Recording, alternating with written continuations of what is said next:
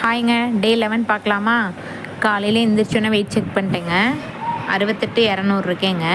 அப்புறம் ஜீரக வாட்டர் குடிச்சிட்டு ஒரு சொம்பு வாட்டர் குடிச்சிட்டேங்க.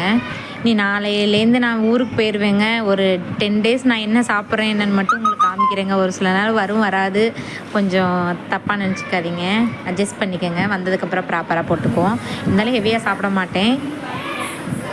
காலையில் கூழ் குடிச்சிட்டேங்க. நம்ம கருப்பு கவுனி கூழும் முருங்கைக்கீரை பொரியல் செஞ்சு அதை சாப்பிட்டேங்க. மத்தியானம் ரச சாதம், முருங்கைக்கீரை பொரியல், கேரட் பொரியல் செஞ்சு சாப்பிட்டேங்க.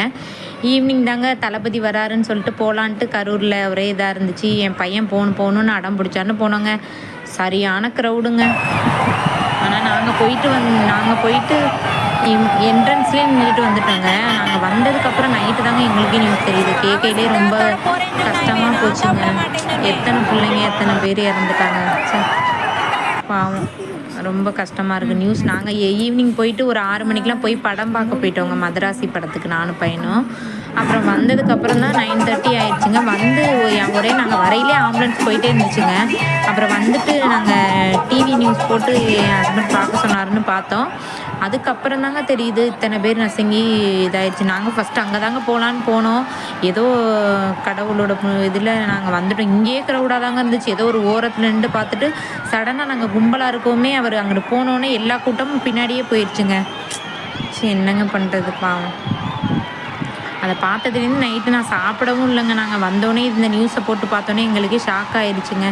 அதுக்கப்புறம் நைட்டு ஒரு பப்பாயா மட்டும் கட் பண்ணி சாப்பிட்டுட்டு நைட்டு அதை நான் அப்லோட் கூட வீடியோ கூட எடுக்க முடியலைங்க. அதை பார்த்தோன்னே அதிலே நாங்கள் ஒரு மாதிரி படபடன்னு ஆயிடுச்சு. ஐயோ, நம்ம அங்கே போயிருந்தால் என்ன ஆயிருக்கும். சரி, எத்தனை பிள்ளைங்க அப்போயே லேடிஸு பிள்ளைங்கெல்லாம் நிறையா தாங்க இருந்தாங்க. பாவம், அவங்க வந்துடுறது தப்பு தாங்க வந்தது.